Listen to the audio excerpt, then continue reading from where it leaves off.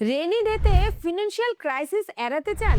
Emergency fund না থাকলে বিপদ কিন্তু নিশ্চিত। আমি সব সময় আপনাদের সাথে ইনভেস্টমেন্ট রিলেটেড, ডাইভার্সিফিকেশন রিলেটেড, কিভাবে সঠিক মিউচুয়াল ফান্ড রিসার্চ করবেন সেই রিলেটেড ভিডিও পোস্ট করে থাকি।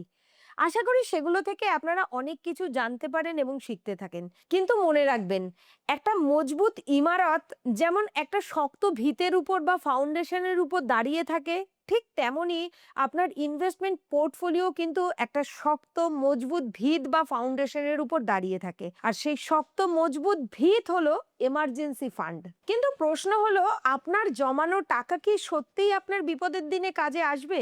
আজকের ভিডিওতে আমরা আলোচনা করব এমার্জেন্সি ফান্ড কি, একটা সিপ বা লামসাম ইনভেস্টমেন্টের থেকেও কেন বেশি গুরুত্বপূর্ণ এমার্জেন্সি ফান্ড, আর এই এমার্জেন্সি ফান্ড কোথায় রাখা উচিত, কিভাবে রাখা উচিত, কতটা রাখা উচিত। এই ভিডিওটা যদি আপনি দেখেন তাহলে কিন্তু ডিটেলে জানতে পারবেন। নমস্কার বন্ধুরা, আমি Sabarika Debroy, director of PhD Capital, and PhD Capital is SEBI registered, APMI registered, AMFI registered entity. I have also done some NISM certification like equity derivative, currency derivative, commodity derivative, MFD and PMS. Mutual fund investment সংক্রান্ত কিংবা portfolio management services বা stock recommendation service সংক্রান্ত কোনো রকম ইনফরমেশনের যদি প্রয়োজন হয় তাহলে আপনি যোগাযোগ করতে পারেন আমাদের পিএইচডি ক্যাপিটালের সঙ্গে। তাই দেরি না করে 7074751778 এই স্ক্রিনে দেওয়া নম্বরে আমাদের সাথে যোগাযোগ করতে কিন্তু ভুলবেন না। চলুন তাহলে আর দেরি না করে জেনে নিই এমার্জেন্সি ফান্ড কেন গুরুত্বপূর্ণ।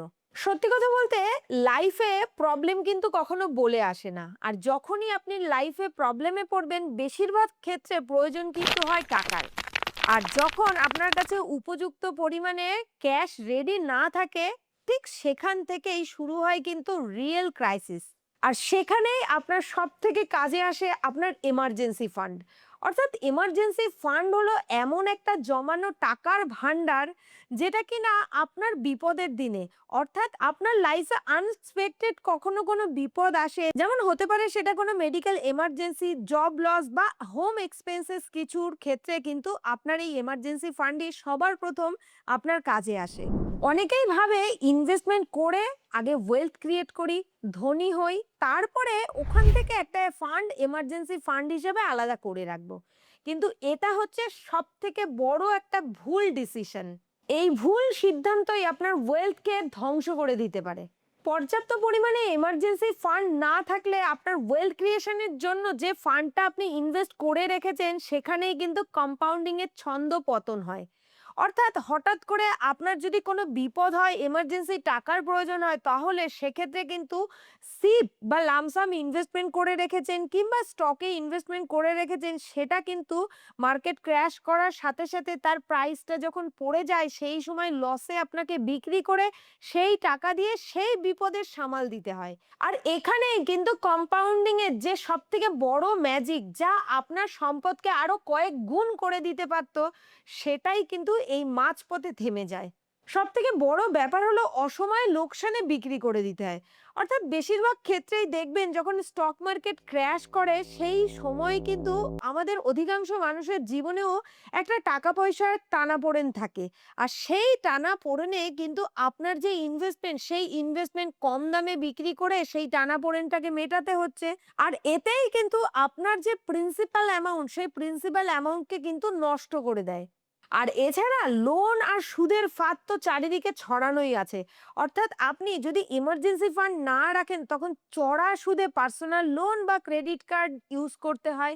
তো এক্ষেত্রে দেখা যাচ্ছে আপনি ভবিষ্যতে যে সঠিকভাবে ওয়েলথ ক্রিয়েট করবেন, সেই ওয়েলথ ক্রিয়েটের সম্ভাবনা কিন্তু অনেকটাই নষ্ট করে দেয় এই চড়া সুদে যদি আপনি লোন নেন কিংবা ক্রেডিট কার্ড ইউজ করেন। তাই অতি অবশ্যই এমার্জেন্সি ফান্ড কিন্তু একটা সিপ বা ইনভেস্টমেন্টের থেকেও বেশি গুরুত্বপূর্ণ।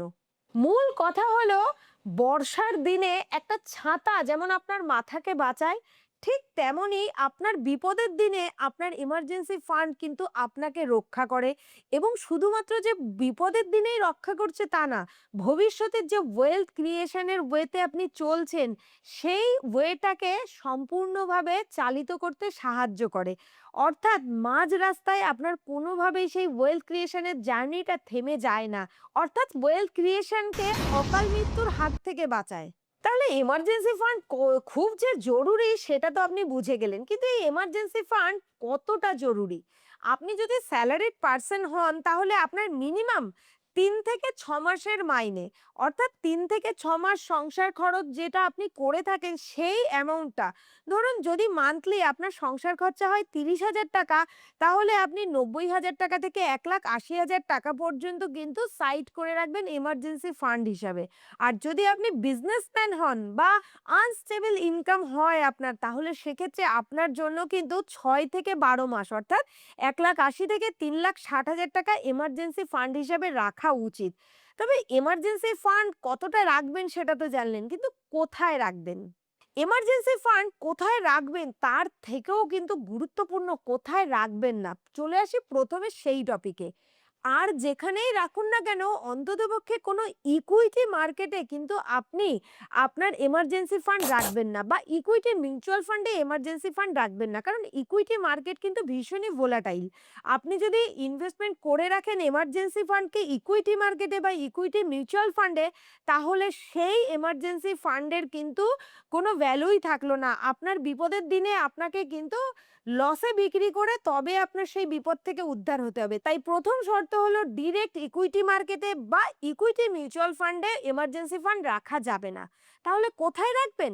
অবশ্যই আপনি আপনার সেভিংস অ্যাকাউন্টে রাখতে পারেন, কিংবা আপনি ফিক্সড ডিপোজিট করেও রাখতে পারেন। আর এছাড়া আপনি চাইলে লিকুইড মিউচুয়াল ফান্ডেও কিন্তু আপনি আপনার এমার্জেন্সি ফান্ড রাখতে পারেন।